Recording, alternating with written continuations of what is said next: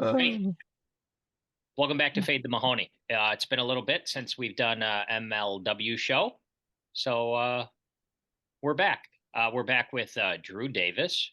Drew Davis has some stuff he wants to share with us, but a couple things. We're closing in on the year anniversary of when we dropped our 2022 MLW preview gambling show. Trevor did a lot of work on that. It turned out really great. It ultimately led us to make friends with a lot of guys from the league, including the first person to ever join us from the league, Drew Davis. So, Drew, thanks for coming back, buddy. No problem. It's thanks for paying me to come back. Appreciate it. You're welcome. You're welcome. Big marketing budget we've got. Shortly after the World Series show dropped on YouTube, we had you and Jimmy Norp on the show, and out of nowhere, Trevor asked you this. How about for next year, Drew? You back next year? What's the plan? Yeah. We'll see. Potentially. So I was terrorized when you asked that. Okay. So Trevor, will you do me a favor and ask Drew that same question again? Of course. So hey Drew, are you coming back this season? I technically yes, for one game. And then I will be gone like the wind. Why? What's up? I'm relocating. I'm heading out to the Far East, and just it's career wise. Sometimes when you get older, kids, you got to make a decision, and this was like the best one for me in advancing into my career. So I won't speak, I guess, further on some of the career stuff, because some T's and I's still got to be crossed and dotted, but I'll be out there, so it's just not going to make it possible for me to get back for games. As much as I love the league and as much as I love my team, especially, I know that they're in good hands, so I'm not too worried. I'm always going to be a supporter of MLW and a supporter of the Cobras, but it's just it's time for me to move on, and I'm saddened to say it. This has been my life for like 8 years. Trevor, you got to say that again. Trevor. I said, so you're taking your talents to the Far East, is what you said. Yeah. I'm not going to be like playing like professional anymore. Going to be doing some other stuff. I'm not pursuing a career in professional football or anything. I just have some opportunities out there that were too good to pass up, and I wanted to try and get it. You gotta go get it. Get the bag. That's what they say, right? I wouldn't say it's a bag, but maybe like a wallet. All right. You don't want to talk about specifically what you'll be doing, so I'll let that be. I imagine you'll have an announcement for that somewhere down the road. But you guys ever play the Mallards? You can probably just hop on the flight with Jordan Robles then, right? Yeah, I get. I think I'm a little bit farther from him, but theoretically, yes, I can meet him at the airport. All right, Trevor, what do you got? You got any questions for the man who here on Fade the Mahoney officially announced his retirement from Major League Wiffle Ball? Yeah, well, first of all, I'd like to say, as a tired dad, I fully support this decision, because when you're young and you have opportunities, you should 100% take them, because at some point your life is going to be terrible. So, but with that being said, what is going to be your role going forward with the Cobras? Are you going to continue to kind of advise them on how to create their lineups, or from a general manager standpoint, are you still the manager of the team? What's going to be the plan? Nope. I'm a full supporter. I'm a fan. I've already put in place my replacement, or I should say my replacements.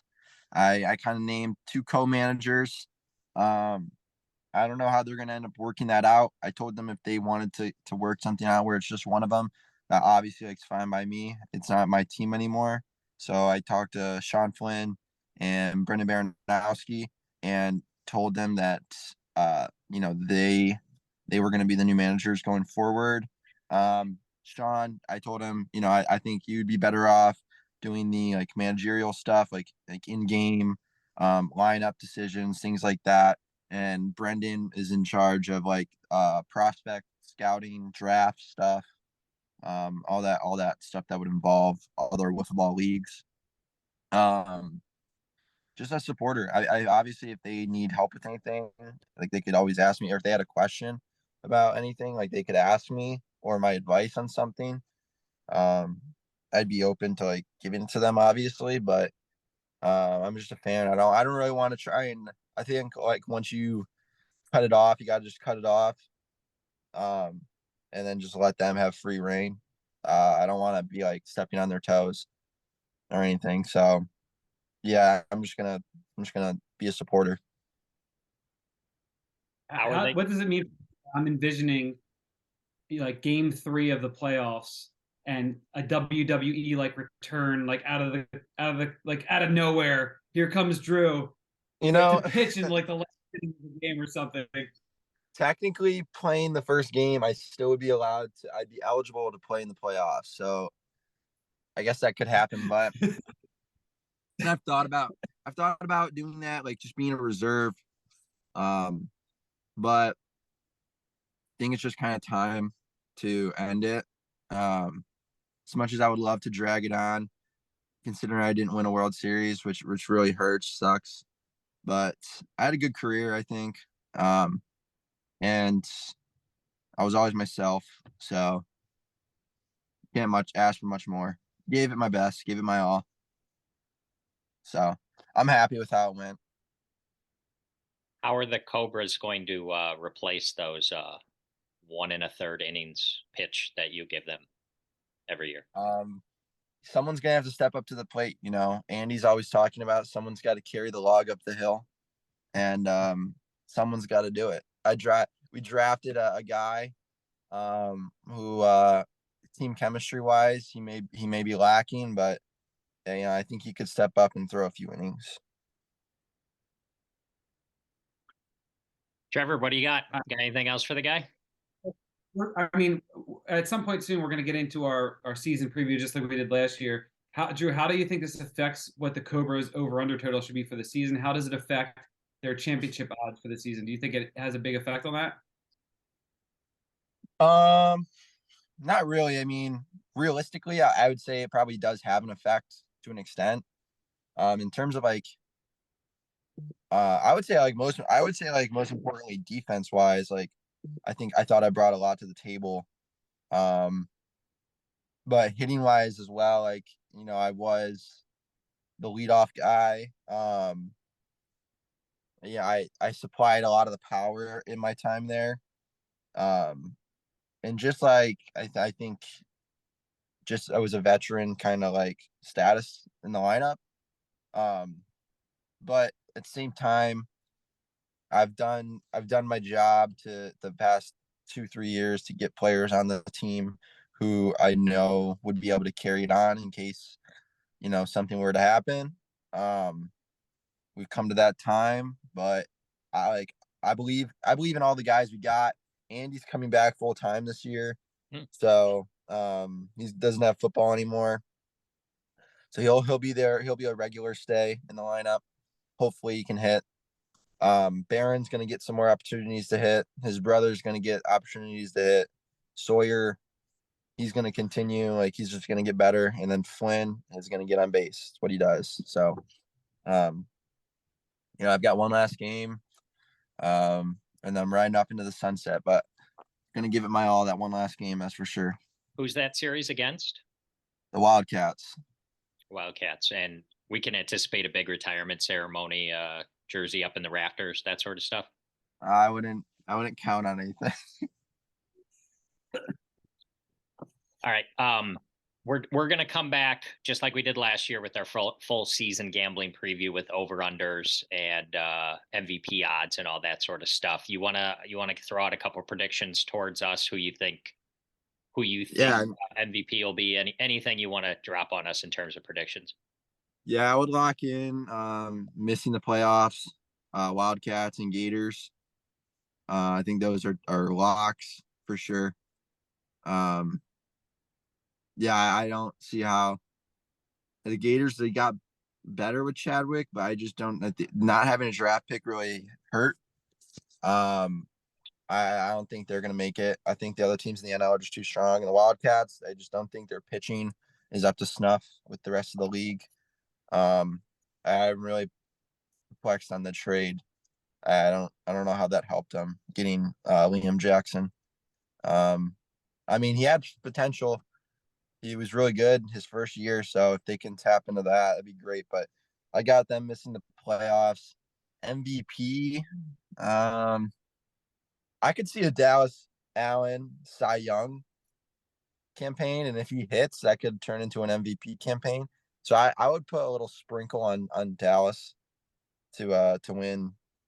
Probably Cy Young would be the better bet, but MVP would give you better odds. So I would probably sprinkle on Dallas a little bit. Most improved could easily be Andy. Yeah, I like that. Okay. Yeah, I would put most improved Andy. Yeah, because I think he might have already won that once. Maybe not. I don't know. Yeah, I think that's what I got. I'm trying to think if there's any other bets that any other odds. You want to talk about my recent kind of heater? Yeah. Yeah. For a while, I was giving you some good picks, Mike. Trevor, every once in a while, Drew will send me a text out of nowhere. Detroit Red Wings hockey game. There's 5 minutes left in it. And he sends me a text and says, "What's the live number on Detroit?"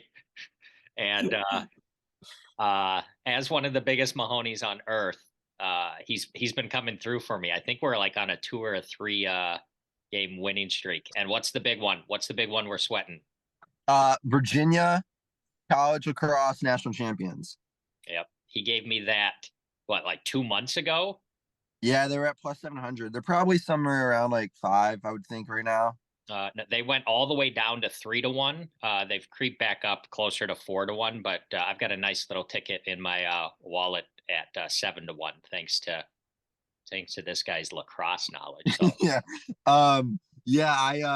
the Red Wings one was really funny because I was dog sitting, and I'm just like, I was watching the game, and they were playing like the Canes, who are like way better than the Red Wings, and the Red Wings had just traded away their best player, and so it was like a tie game, and I was just like, I texted him, I was like, the odds for this should be like minus 10,000 for the Red Wings winning. They came through. Yep. Yeah, I think I got it at like 2 or 3-1. Yeah. I just emptied my account on it because I was bored. My DraftKings account, I just emptied it on the live bet, and they scored with like 5 seconds left, something ridiculous. That worked out for me. So thank you very much. Yeah, and my girlfriend hates betting, so she was like hearing me. I was getting really into it, and she was like, "You're betting," and I was like, "No, I just tell other people to bet."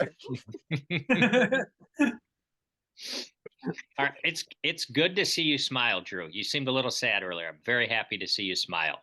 Oh, thanks. It's a sad time. I mean, I'm gonna really miss like MLW. Like, seriously, like I was going back and watching some past years' videos just to reminisce on the times that were. All right. But Trevor, you got anything else for the guy? I mean, the fans of MLW have watched Drew grow up. You feel like you followed him from young kid to where he is now. And in my mind, there's no doubt that Drew Davis is a first ballot MLW Hall of Famer. Thank you. I'm just a little skeptical about who's going to be voting. So you'd be Mount Rushmore, right? You'd be Mount Rushmore MLW. Hey, I will get a little Fade the Mahoney special tidbit. So I've been thinking about already. I've been already thinking about it. In the event that that I come back to Michigan, because right now I'm only scheduled to be out there until like mid-August. But it could go into something more. like a full-time. The hope is that it turns into a full-time thing. So I'm gonna be out there till August. So I come back. Well, in the extent that like it doesn't happen, nothing works out, and I'm back here next year.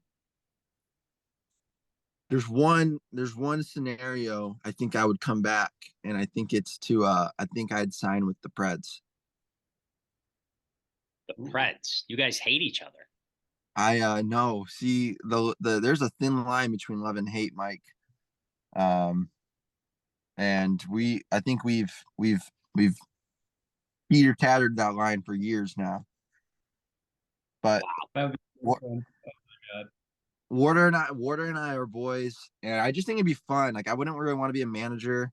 I think like coming back to I obviously like I wouldn't like want to not come back to the Cobras, but I just like am fascinated with playing with another team, and I like Alec.